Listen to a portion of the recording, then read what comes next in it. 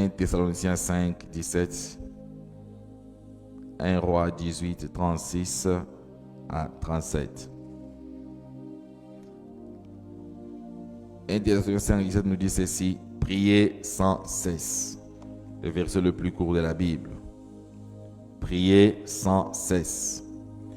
1 Roi 18, 36 à 37. Je lis au nom de Jésus. Au moment de la présentation de l'offrande, il eut les prophètes s'avançant et dit: l'Éternel Dieu d'Abraham, d'Isaac et d'Israël, que l'on sache aujourd'hui que tu es Dieu en Israël, que je suis ton serviteur et que je fais toutes choses par ta parole. Réponds-moi, Éternel, réponds-moi, afin que ce peuple reconnaisse que c'est toi, Éternel, qui es Dieu, et que c'est toi qui ramènes leur cœur. Parole du Seigneur. Reprenons nos places. Bien-aimés, en matière de la prière secrète, nous devons rechercher Dieu dans les secrets. Et rechercher dans les secrets, le dimanche passé, j'avais donné plusieurs points qui étaient focalisés par rapport à Anne. La manière dont Anne s'est comportée, la manière dont Anne agissait par rapport à ses ennemis qui étaient Pénina. Pénina n'était pas seulement ennemi d'Anne, mais Pénina aussi, bien-aimé, cherchait aussi à nuire, à détruire la vie d'Anne. Mais Anne avait un certain comportement qui avait vraiment montré non, elle est enfant de Dieu. Malgré tout ce que Pénina faisait, mais Anne était focalisée à chercher le Seigneur dans le secret. Anne était focalisée à chercher Dieu, à rechercher encore Dieu. Donc la présence de Pénina poussait Anne à chercher Dieu davantage. Et aujourd'hui, bien-aimés, je vais parler 2 ou 3 points encore pour ceux qui cherchent Dieu dans le secret. Premier point, fonder la prière sur l'alliance. Vous devez vivre les exploits de Dieu. Vous devez fonder votre prière sur l'alliance. En sachant que toute prière que Jésus faisait était exaucée. Et toute personne qui obéisse le principe de Dieu, Dieu exauce toujours sa prière. Tu peux être là, bien-aimé, tu peux être là, mon frère, ma sœur. À chaque fois que tu obéisses à la volonté de Dieu, à chaque fois que tu fais ce que Dieu te demande, sache bien que Dieu exaucera toujours ta prière. Dans la prière secrète avec Dieu, Dieu veut un but. Beaucoup nous ne prions pas avec but. Beaucoup nous prions, nous multiplions beaucoup de phrases. Voilà pourquoi, bien-aimé, parfois nous passons beaucoup de temps. Parfois, nous passons beaucoup d'heures, ce qui n'est pas mauvais. Mais lorsque notre prière n'a pas un but, n'a pas un objectif dans la prière, ça sera compliqué pour nous. La prière secrète, quelqu'un qui se focalise, quelqu'un qui se donne à prier corps, âme, quelqu'un qui se donne à chercher le Seigneur dans les secrets, doit avoir un but précis.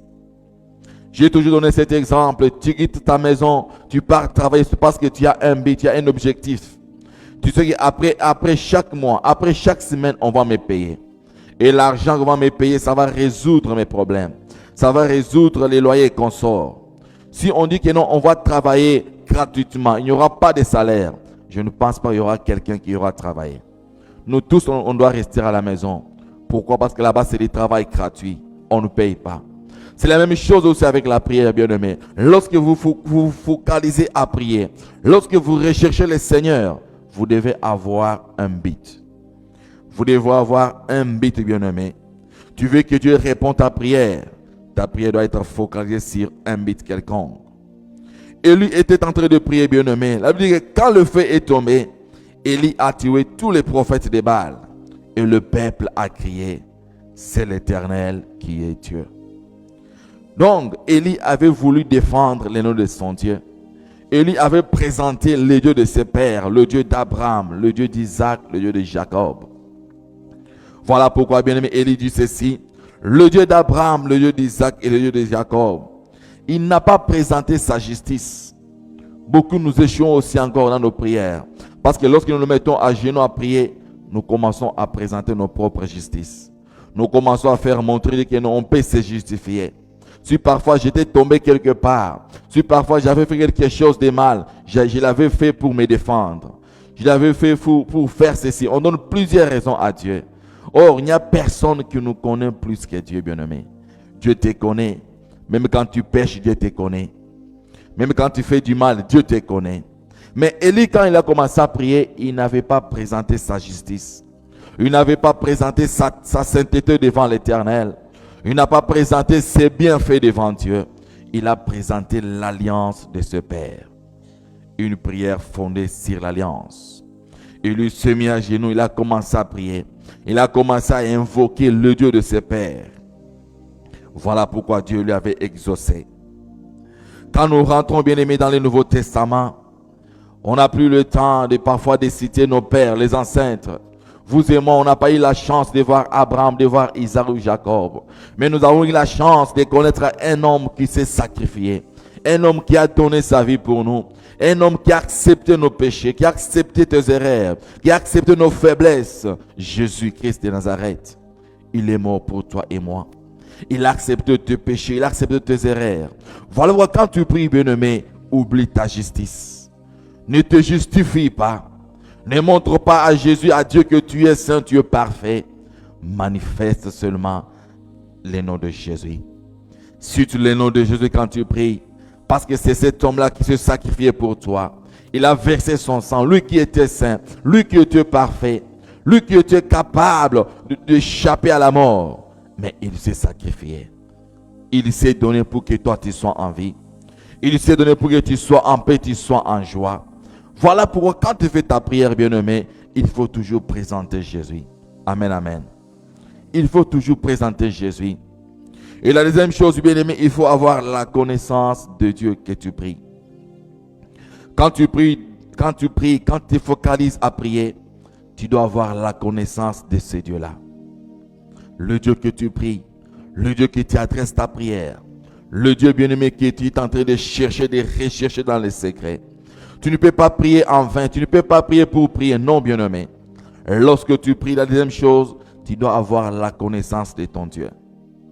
Avant de prier, bien-aimé, tu dois savoir que ton Dieu est capable de tout. Tu dois connaître que ton Dieu, bien-aimé, est sans limite. Le Dieu que tu pries, bien-aimé, est sans fin. Tu dois connaître que ton Dieu est omniscient. Ton Dieu est omnipotent, omniprésent, bien-aimé. Tu dois connaître que ton Dieu est aussi saint. Le Dieu que tu pries est saint. Ton Dieu, bien-aimé, n'est pas rancunier. Ton Dieu est capable de tout. Le Dieu que tu pries est un docteur par excellence. Il est un Dieu qui opère sans cicatrice. Le Dieu qui guérit sans médicaments. Quand tu te mets à genoux pour prier, tu dois connaître le Dieu qui t'adresse ta prière. Il est le Dieu qui donne solution à tout problème. Ton Dieu est un Dieu des cas compliqués. Avant de prier, bien-aimé, mets ces choses dans ta tête. Dis-toi que le Dieu que je prie, le cas que le médecin ne peut pas résoudre, le cas que les hommes ne peuvent pas résoudre. Mais quand je me mets à genoux pour prier, quand j'adresse ma prière à Dieu, ce Dieu-là va me donner la réponse. Tu dois être déterminé dans ta prière. Tu dois être vraiment déterminé dans ta prière. Si tu veux vivre à la main de Dieu, si tu veux voir les exploits, si tu veux que Dieu puisse exaucer ta prière doit être focalisée à connaître ce Dieu-là. Si tu pries en vain, tu ne connais pas ces dieux, tu ne connais pas de quoi ton Dieu est capable, ça sera compliqué pour toi. Et ça sera difficile pour toi de voir des résultats. Voilà pourquoi nous avons des gens parfois à l'église qui a fait plusieurs années à l'église. Depuis qu'il a commencé à prier, il n'y a pas de changement dans sa vie. Et quelqu'un d'autre qui vient à peine d'arriver, 1 mois, 6 mois, il voit la main de Dieu. Pourquoi? Parce que beaucoup de gens nous prions pour prier. On n'a pas de but. On ne connaît pas les dieux à qui on prie. On ne connaît pas pourquoi nous laissons nos maisons, pourquoi nous venons prier le Seigneur. On ne sait pas pourquoi nous recherchons Dieu dans les secrets. Tu dois connaître ton Dieu. Et non seulement connaître Dieu, mais tu dois faire un effort à ce que tu puisses avoir l'amitié avec ton Créateur. Tu dois avoir l'amitié avec ton Dieu bien-aimé. Lorsque tu te focalises à prier, lorsque tu te focalises à rechercher Dieu, fais de Dieu un ami. Que Dieu devienne ton ami bien-aimé. Parce que Élie était un adorateur. Élie était ami de Dieu. Abraham également était ami de Dieu. Jérémie était ami de Dieu bien-aimé. Daniel également, n'en parle même pas, était aussi ami de Dieu. Car un vrai chrétien, un vrai adorateur, c'est celui qui est ami de Dieu. Celui qui cherche Dieu dans les secrets, tu feras tout que Dieu soit ton ami. Si tu as un ami parfois que tu aimes beaucoup, tu ne peux pas vivre une journée sans l'appeler. Tu ne peux pas faire des heures sans lui contacter. Parfois, quand vous vous appelez, vous allez passer du temps à parler. Vous allez passer du temps à parler les choses passées, les choses présentes, les choses futures. Pourquoi? Parce que c'est ton ami. Et quand Dieu est ton ami aussi, quand tu crées l'amitié avec ton Dieu, à chaque moment que tu vas commencer à prier, cette amitié va t'amener loin. Cette amitié fera que Dieu puisse ouvrir son cœur, que les ciels demeurent ouverts à ta faveur, que Dieu fasse des choses avec toi. Pourquoi? Parce que le Seigneur est ton ami. Le Seigneur est ton ami bien-aimé. La troisième chose, je vais aller vite parce que nous allons prier. Nous allons avoir le temps de prier. Troisième chose, lorsque tu fais une prière, ta prière doit être profonde. Une prière profonde qui vient du cœur. Il lui priait de tout son cœur, bien-aimé. Il a même répété des fois dans la Bible, il dit, Seigneur, exauce-moi. Seigneur, exauce-moi. Donc, quand quelqu'un prie avec son cœur, il est déterminé. Il veut voir les résultats. Il veut que Dieu puisse exaucer ta prière. Ce n'est pas une prière légère. Quelqu'un qui prie avec son cœur, c'est quelqu'un qui doit se focaliser. Parce que tu sais ce que tu cherches devant Dieu. Tu sais ce que tu demandes à ton Créateur. Tu dois faire une prière profonde qui vient du cœur. Bien-aimé, Dieu n'exauce pas seulement la tête. Dieu n'exauce pas seulement nos paroles. Dieu exauce nos cœurs. J'ai toujours insisté sur ces points. Dieu exauce le cœur. Comment ton cœur traite les gens? C'est la seule question que tu peux te poser. Parfois nous prions, on ne voit pas des résultats. Mais comment ton cœur traite les gens? Comment ton cœur est en train de considérer certaines personnes? Comment ton cœur est en train de considérer parfois des gens qui n'ont pas de moyens comme toi? Les gens qui n'ont pas de stabilité comme toi? Les gens qui n'ont pas gagné la vie comme toi? Comment ton cœur considère ces gens? C'est plus important, bien-aimé, que poster les versets bibliques sur les réseaux sociaux. C'est plus important que de poster parfois des paroles, des versets bibliques dans des Facebook, dans des WhatsApp et consorts. Mais d'abord ton cœur. Comment tu traites les gens, bien-aimés? Dieu ne bénit pas l'homme, mais Dieu bénit les cœurs de l'homme. C'est la seule chose que Dieu peut bénir, les cœurs de l'homme. L'état de ton cœur. Garde ton cœur, bien-aimé. Sois bien avec les gens et Dieu te bénira toujours. Tu risques de tout perdre, tu risques de tout cracher, parfois en maltraitant mal les gens. Parfois la personne que tu maltraites, que tu es en train de maltraiter mal aujourd'hui, parfois c'est la porte de ta bénédiction demain. Parfois c'est la personne qui peut signer un contrat pour l'ouverture de ta bénédiction. Parfois la personne que tu es en train de maltraiter aujourd'hui, la personne que tu es en train de négliger aujourd'hui, c'est la personne parfois qui peut décider sur ta vie un jour. Parfois tu ne sais pas. C'est l'instrument que Dieu peut utiliser, bien-aimé. Voilà pourquoi je viens dire à quelqu'un, ne nous dis pas seulement ce que la Bible dit, mais montre-nous ce que la Bible dit. Et on peut voir ce que la Bible dit par rapport à ton caractère, par rapport à ton cœur, bien-aimé. Je vois ces derniers temps beaucoup de gens sur des réseaux sociaux qui postent des versets bibliques, mais quand on regarde l'état de leur cœur, les gens parfois qui coupent des morceaux de prédication pour poster dans des réseaux sociaux, pour poster dans des statuts. Mais quand on regarde le parole que tu postes avec la vie que tu mènes, ce que tu mets sur ton statut et avec ce que tu vis dans les secrets, ton comportement, ta manière de vivre, ta manière de considérer les autres. Et si parfois ce sont des prédications parfois où on parle de quelque chose, toi tu prends tes postes et tu prends ta figure, tu mets là-bas. Mais si tu as envie de parler ces paroles, pourquoi pas ne pas seulement faire un live et nous parler en face? Pourquoi pas ne pas faire un live et parler en face? Non, c'est elle qui parle, qui s'est caché derrière le verset, s'est caché derrière de prédications, s'est caché derrière certains morceaux de théâtre. Une prière profonde, bien-aimée. L'église ne peut pas te voir. Les gens ne peuvent pas te voir. Ton voisin ne peut pas te voir. Mais le Dieu qui connaît ton cœur, le Dieu que tu cherches dans les secrets, c'est Dieu là te voit. C'est Dieu là te voit, bien-aimé. Tu veux que Dieu exauce ta prière, prie une prière sincère, profonde. Une prière sincère, profonde, bien-aimé. Je veux quand tu vas commencer à prier, que tu pries avec ton cœur.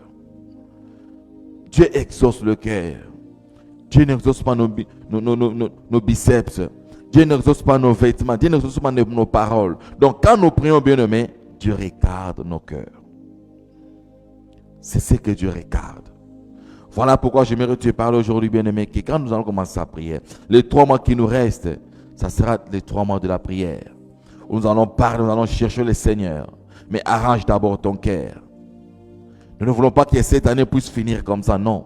Il y a des choses que Dieu t'a promis. Il y a des choses que Dieu t'a données. Mais ces choses ne se réalisent pas. Pourquoi?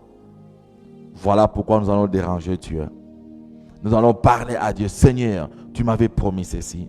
Seigneur, tu m'avais parlé ceci. Mais pourquoi ces choses ne se réalisent pas? Pourquoi je ne vois pas clair dans ma vie? L'année tend vers sa fin. Tu m'as dit que 2023, voilà ce que j'aurai. 2023, voilà ce que je vais toucher. 2023, voilà ce que je ferai.